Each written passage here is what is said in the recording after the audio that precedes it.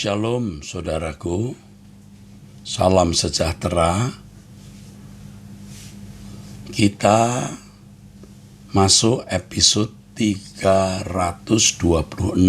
ya. Pertanyaan pertama. Shalom Pak Eras, saya mempunyai anak perempuan usia 19 tahun ya. Sekarang sedang kuliah semester 3 di Jogja, sedangkan kami orang tua tinggal di Sulawesi Tengah.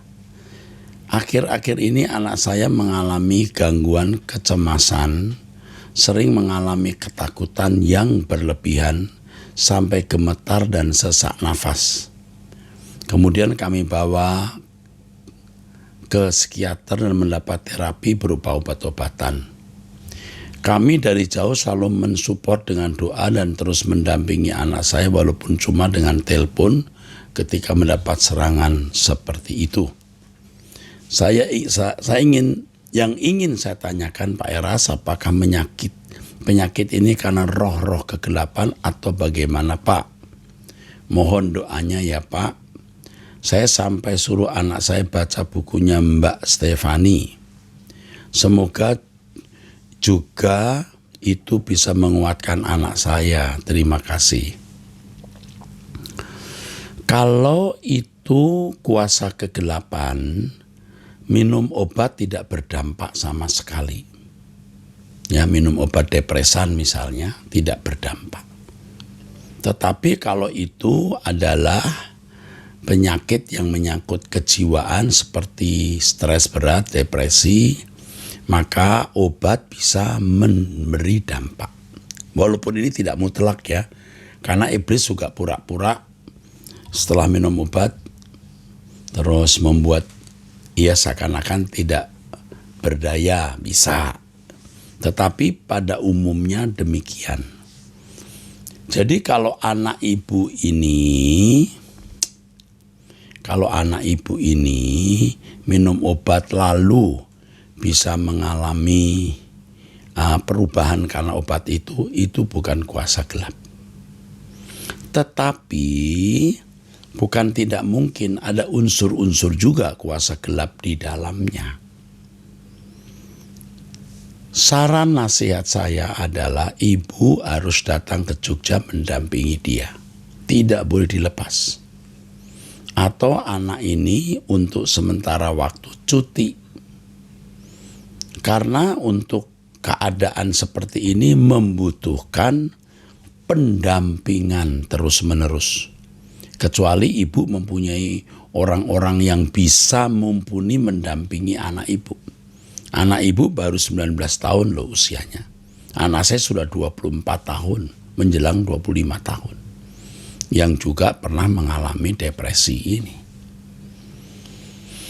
Saya mendampingi. Dan ketika ia tinggal di luar kota, ada 4 orang yang mendampingi dia. Dan saya bisa 8-7 kali tiap hari telepon dia, FaceTime. Bahkan ketika saya sedang dalam keadaan sakit di rumah sakit, saya tetap FaceTime. Saya dalam keadaan sakit kena COVID, saudara. Ya, Bu. Jadi, ya, kepada ini ibu atau bapak ini ya. Ya, bapak atau ibu harus mendampingi anak ini. Ya. Ibu bisa datang ke Jogja mendampingi anak ini, tinggalkan Sulawesi Tengah. Atau saudara membawa anak ini pulang ke Sulawesi untuk sementara waktu. Jangan tinggalkan sendiri. Jangan karena studi ngotot biar cepat selesai, nanti Anda malah kehilangan anak ini untuk selamanya. Ya, oke.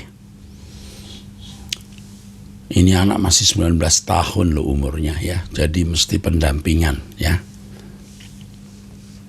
Anak saya yang usia 24-25 tahun saja saya dampingi terus, atau suruh orang yang mumpuni untuk mendampingi. Oke. Halo Pak, mau bertanya. Ini pertanyaan kedua ya. Bagaimana ya Pak ketika saya ingin melakukan yang baik, saya ingin hidup benar, Seringkali saya malah melakukan banyak kesalahan yang semakin merugikan orang lain. Sudah banyak orang yang saya rugikan karena kecerobohan, kebodohan, dan kemalasan saya, Pak. Tapi setiap kali saya memutuskan untuk saya harus dan mau berubah, saya malah tanpa sengaja melakukan kecerobohan lagi, Pak. Rasanya hidup saya malah semakin buruk dan jauh dari perubahan. Hidup Anda itu bukan makin buruk atau makin jauh dari perubahan. Hidup Anda sekarang ini memanifestasikan keadaan yang sebenarnya di dalam dirimu. Memang sudah lama Anda ini buruk, ya. Tetapi ini makin nampak. Sudah buruk, tetapi perwujudannya makin nampak, makin nyata. Ini biasanya terjadi ketika seseorang digarap Tuhan, karena memang dia juga punya komitmen untuk berubah. Banyak impuls rangsang, aksi dari luar dirinya yang membuat ia melakukan apa yang memang menjadi keadaan batiniahnya. Begitu. Jadi Anda ini sedang digarap Tuhan karena Anda memang rindu untuk menjadi baik. Ketika orang mau menjadi baik, justru akan mendapatkan rangsang atau impuls, di mana keburukan dalam dirinya keluar. Kalau orang misalnya kelemahannya mencuri, dia punya kesempatan mencuri. Orang punya kekurangan, kelemahan, ada kodrat dalam dirinya, temperamental, malah mendapatkan rangsang untuk marah. Orang yang kelemahannya seks atau libido malah mendapat kesempatan berzina. Dia bisa salah, bisa jatuh dalam dosa-dosa. Lalu dia merasa, waduh kok saya semakin buruk. Enggak, dia memang buruk. Tetapi belum ada rangsang. Sehingga tidak nampak atau belum muncul keburukan itu. Nah, ketika ada rangsang berbuat dosa, disitulah pergumulan menyangkal diri. Tegas berkata tidak. Memang bisa gagal. Gagal sekali, minta ampun dan belajar berubah. Gagal lagi, minta ampun lagi, belajar berubah. Ketiga kali masih bersalah, minta ampun dan berkomitmen berubah dan seterusnya. Itu menjadi pergumulan yang bisa panjang. Tetapi percayalah, dari hal itulah terjadi perubahan yang permanen. Maka dikatakan dalam firman Tuhan, Allah bekerja dalam segala hal mendatangkan kebaikan. Maka Tuhan mengizinkan kejadian-kejadian itu menjadi aksi impuls yang merangsang kodrat dosa atau kelemahannya, memanifestasikan diri, mewujudkan diri. Nah, itulah saatnya kita menyangkali dan membunuh monster-monster dalam diri kita itu. Ya, selamat berjuang. Anda tidak bertambah buruk, Anda sedang mau dibuat baik. Pertanyaan ketiga, Salom Omera, saya mau bertanya. Akhir-akhir ini saya sering berpikir ketika malam hari, saya selalu diingatkan apa yang saya lakukan yang tidak benar. Jadi ingat, merefleksi kembali gitu ya. Apa yang Anda lakukan hari itu begitu. Dan saya langsung berpikir jika saya tidak diterima di kemudian hari. Saya sangat takut. Saya sering mendapat momen seperti ini. Setelah itu saya berdoa untuk meminta ampun, ingin sekali bisa berubah. Tapi besoknya ada lagi jatuh. Dan selalu berulang-ulang dan saya sangat takut. Berpikir jika mati nanti tidak diterima dan lain-lain. Mungkin ada saran Om. Di sini saya bersyukur. Di sini saya juga bersyukur karena masih diingatkan dan masih diberi kesempatan. Saya sudah seperti kehilangan arah dan tidak tahu mulai dari mana. Juga merasa jauh dari Tuhan. Mohon jawabannya Om. Terima kasih. Yang pertama, Anda merasa jauh dari Tuhan padahal Anda tidak jauh dari Tuhan. Justru Anda dekat Tuhan sebenarnya. Anda hanya merasa jauh berhubung kesalahan atau dosa yang masih saudara melakukan. Kalau Anda bisa memiliki kesadaran terhadap kesalahan, lalu takut bila bertemu Tuhan tidak diterima, itu pekerjaan Roh Kudus. Ini contoh orang yang tidak menghujat roh. Kalau orang sudah menghujat Roh Kudus, itu tidak ada takutnya. Mau mati, mau diterima Tuhan, mau ditolak, dia nggak peduli. Tidak merasa khawatir, ya, masuk neraka, tidak takut masuk neraka. Itu orang yang sudah menghujat Roh Kudus. Ia tidak memiliki penyesalan atas kesalahan. Ia tidak menyadari kesalahannya. Beda dengan Anda yang menyadari kesalahan, jadi takut kalau tidak diterima. Ini satu keadaan yang sangat baik. Nah, sekarang tinggal bagaimana Anda berjuang untuk meninggalkan dosa itu. Seperti jawaban saya kepada saudara di pertanyaan kedua tadi. Tidak mudah loh meninggalkan kebiasaan dosa yang sudah dilakukan itu. Tidak mudah. Kok salah lagi loh. Anda sudah salah selama misalnya 15, 20, 25, 30 tahun. Lalu mau menjadi baik mendadak, ya enggak bisa. Perlu waktu. Maka di sini dibutuhkan ketekunan, ya. Anda harus tekun. Perubahan itu membutuhkan proses. Dan proses itu berlangsung kalau kita tekun. Kepada saudara yang tadi bertanya di pertanyaan nomor 2 dan pertanyaan nomor 3, jangan lupa ikut doa bersama dengan saya setiap pagi jam 5. Lalu jangan lupa juga mendengarkan firman Tuhan yang akan merubah cara berpikir saudara. Ya. Pada kesempatan ini saya mengingatkan Anda kalau bertanya harus jelas ini pria atau wanita umur berapa. Jangan tidak jelas begini sehingga jawaban saya bisa tidak akurat. Ini pertanyaan kepada saya untuk bapak-bapak usia 50 tahun dengan anak muda usia 20 tahun itu beda jawaban saya.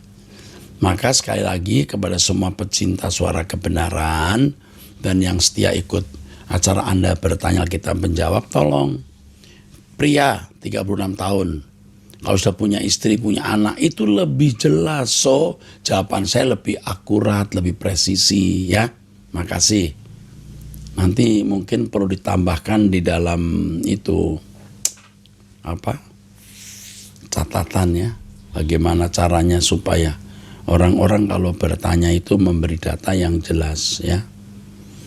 Pertanyaan keempat, Salam Pak Eras, bagaimana cara menginjili saudara yang suka bertanya tentang kekristenan tapi masih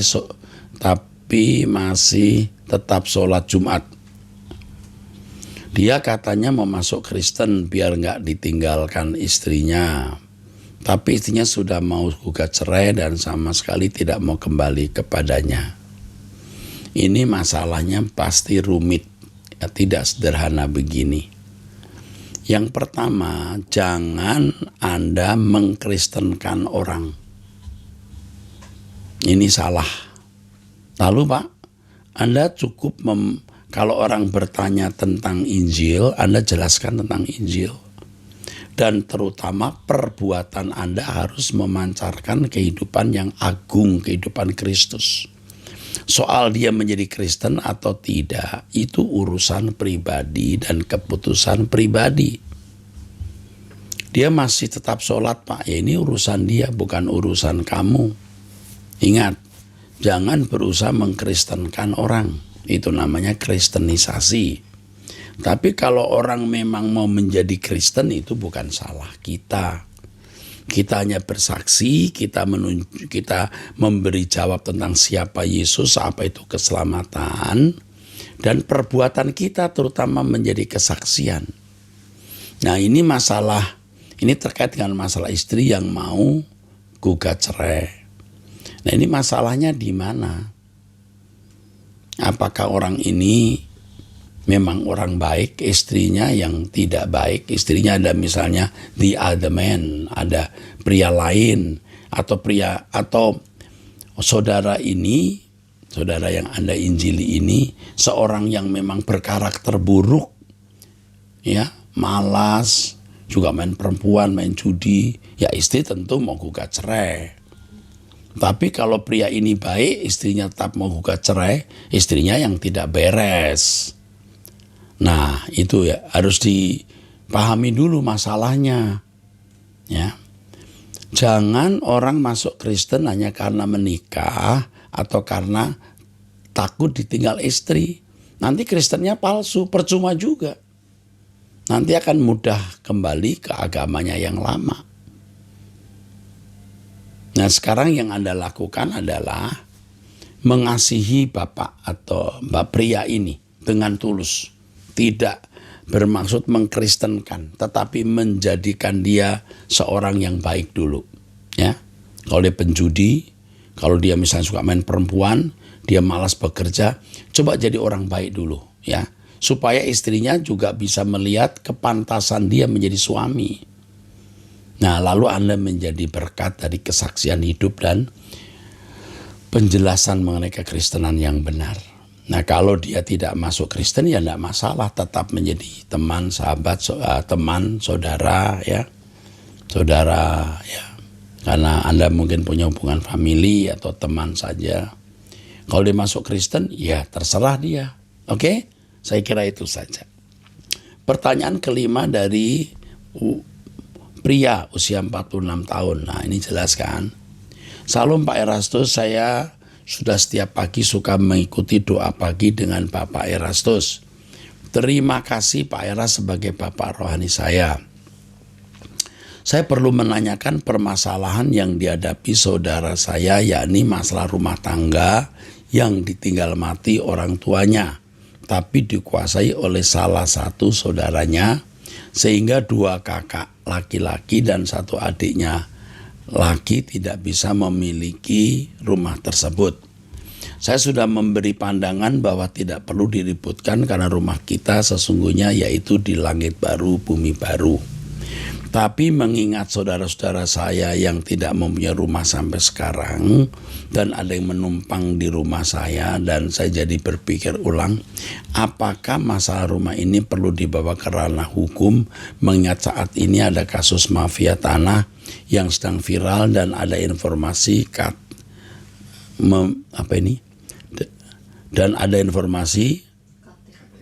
KTP saudara. Saya pernah diminta pinjamkan katanya untuk keperluan balik nama mobil alasannya.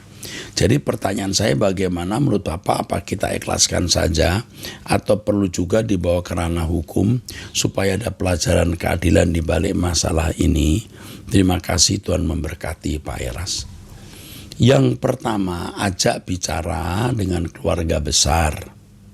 Pasti ada yang dia hormati, apakah itu om, tante, atau teman dari orang tua yang dianggap juga orang yang terhormat. Ajak bicara, libatkan keluarga, orang tua, saudara. Itu dulu, ajak bicara. Yang kedua, bawa pengacara. Bawa pengacara untuk bicara dan menjelaskan tentang sanksi hukum yang bisa terjadi kalau ia melakukan tindakan yang melanggar hukum itu. Karena warisan harus bersama. Ini soal meminjamkan KTP ini maksudnya apa ya? Apakah KTP-nya bisa dipakai untuk memindahkan nama? Ya, saya tidak tahu nih. Ya, oke. Jadi bawa orang hukum. Orang hukum masih tidak mau, cari teman, saudara, polisi. Kalau sudah orang tua, lalu ini semua masih dalam bentuk kekeluargaan ya. Yang ketiga, suruh kalau punya teman saudara polisi atau aparat menjelaskan ke dia. Ini kalau sudah main aparat, tapi ini bukan masalah belum dibawa ke masalah hukum ya, masih dalam kekeluargaan. Kalau ada aparat keamanan yang bisa menjelaskan ini melanggar hukum, ini bahaya untuk kelangsungan hidup dia. Kalau masih berkeras, nah ini tanya Tuhan.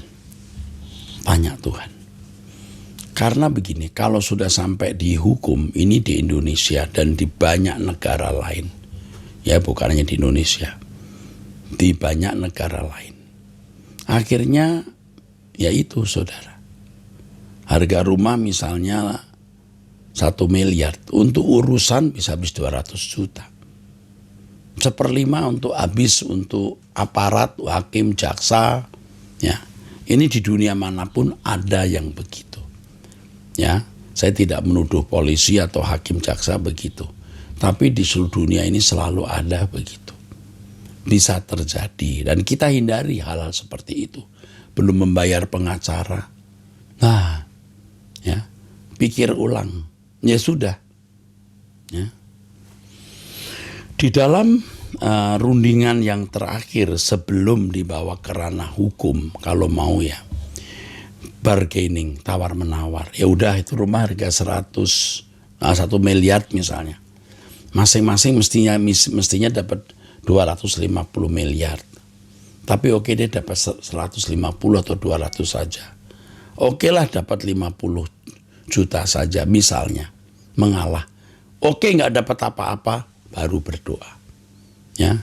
Anda tidak menjadi miskin gara-gara tidak mendapat warisan. Saya kasih tahu kepada saudara-saudara, sampaikan ini. Dia tidak mendapat warisan bukan berarti jadi miskin. Tuhan bisa menambahkan berlipat kali ganda. Ingat ya, untuk sementara itu. Tetapi saya tidak tahu kasus lengkapnya. Karena ini pasti harus dipahami dengan secara lengkap kasusnya. Rumah itu harganya berapa, di mana, dan lain-lain. Ya. Oke, sementara itu saja dan jawaban saya pasti akan memberikan inspirasi yang berharga bagi banyak orang. Oke. Cukup ya. Dari seorang ibu nih usia 54 tahun. Saya baru kehilangan suami pada tahun ini ya. Saya tidak sebut namanya karena nanti bisa dikenali nih. Dia berkata mohon identitas tidak disebutkan, jadi saya baru kehilangan suami tahun ini, itu saja ada tanggalnya tapi tidak perlu, nanti akan di trace ya. Maka orang bisa tahu. Diurut nanti orang bisa tahu siapa wanita ini. Meninggal karena punya penyakit diabetes yang akhirnya merusak organ-organ tubuh yang lain seperti jantung, paru-paru, ginjal, prostat, dan terakhir terkena COVID. Selama 15 tahun kami mengalami konflik yang cukup melelahkan karena keegoisan suami saya. Suami mati-matian membela keluarga besarnya baik keuangan maupun dalam sikap sehari-hari, sehingga suami saya menghalalkan segala cara untuk mendapatkan uang demi memenuhi kebutuhan keluarga besarnya. Sebelum saya lanjutkan, saya beritahu kepada saudara sekalian, ini loh akibat diabetes itu kemana-mana. Jadi kalau saudara memiliki riwayat gula darah ya, Anda hati-hati makan. Saya sendiri saudara 3 hari sekali itu periksa darah sendiri. Kalau dulu 1 hari sekali, lalu 2 hari sekali, sekarang 3 hari sekali. Dan saya memberikan satu tip yang mungkin tidak bisa dilakukan orang lain, tidak sama mungkin. Tapi saya intermittent fasting. Saya tidak makan 24 jam, 20 jam, sampai 36 jam itu gula darah saya bagus. Tidak begitu saja memang sebenarnya bagus. Apalagi intermittent itu bisa di bawah 100, bisa 95, 90, 100, 105 ya. Maka hindari makanan yang akan memicu gula darah. Harus disalipkan ya. Lidahnya atau mulutnya. Artinya bukan hanya tidak ngomong sembarangan, tapi juga tidak makan sembarangan. Saya teruskan ya, pekerjaan suami saya developer, tetapi tidak melibatkan saya sebagai istri dalam segala urusan, padahal tanah yang diusahakannya untuk membangun rumah dan menjualnya adalah tanah yang kami peroleh selama perkawinan dan terdaftar di BPN setempat atas nama kami berdua. Untuk menguasai seluruh tanah tersebut, suami saya bekerjasama dengan pihak developer lain, notaris dan bank, dengan pemalsuan tanda tangan saya sehingga dia dengan bebas mempergunakan hasil pencairan dari bank maupun hasil penjualan rumah dengan sesuka hatinya. Semenjak usaha ini dimulainya rumah tangga kami mengalami sering cekcok sebab semenjak ada usaha itu. Karena tabiat suami yang mulai berubah, jarang di rumah, sombong dan sering berbohong. Beberapa kali terjadi KDRT dan sudah 3 kali saya laporkan ke polisi, baru dia lebih bisa menahan dirinya walaupun tidak ditahan. 5 tahun pertama dari konflik kami masih satu rumah, tapi sejak 2010 hingga 2021 kami sudah pisah rumah walaupun tidak bercerai, anak-anak ikut saya. Aduh, ini kalau begini parah ya. Kasihan anak-anak. Selama konflik suami saya mempengaruhi orang-orang yang dekat saya untuk membenci saya, sehingga saat ini saya tidak punya siapa-siapa untuk diajak diskusi. Sudah 2 bulan ini dalam kesendirian saya menemukan channel YouTube Bapak yang terus saya dengarkan setiap hari berulang-ulang, sehingga saya seperti mendapatkan teman ngobrol dan saya sangat diberkati. Terima kasih Pak, saya juga Lazarus seperti yang Bapak sebut di khotbah Bapak. Suami saya pada saat meninggal memiliki pinjaman sebesar 13 miliar menurut perjanjian kredit yang saya pernah temukan di tasnya tanpa persetujuan saya. Dan saya belum ada datang ke bank tersebut untuk menanyakan hal tersebut karena saya khawatir akan jebakan-jebakan mereka kepada saya yang memang sebelum suami saya meninggal dia masih berusaha mempidanakan dengan menciptakan kesalahan-kesalahan yang tidak saya perbuat, dan sampai sekarang saya masih melihat keluarganya bekerja sama dengan pihak bank hendak merebut harta gono gini kami dengan paksa melalui memancing supaya saya emosi. Jadi saya khawatir untuk pergi ke bank tersebut sendiri ataupun bersama anak-anak saya. Kepada pengacara dan siapapun keluarga saya sudah hilang kepercayaan, Pak. Kepada pengacara dan siapapun keluarga saya sudah hilang kepercayaan, Pak. Saya mohon kiranya Bapak bisa bantu saya.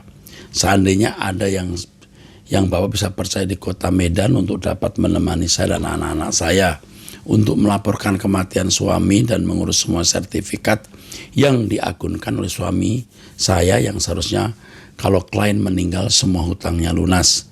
Terima kasih Pak atas perhatian dan waktu yang Bapak luangkan. Hari ini juga akan saya hubungi ya. Ini akan dihubungi, ini ibu-ibu akan dihubungi oleh konselor kami. Saya akan menempatkan orang atau menyuruh salah seorang hamba Tuhan dan orang kuat untuk bisa mendampingi ibu ini. Artinya orang kuat, orang yang cerdas, yang berpendidikan, berekonomi baik, memiliki relasi banyak, akan mendampingi ibu ini di Medan. Ya, ini Lazarus. Saya ternyuh mendengar ini.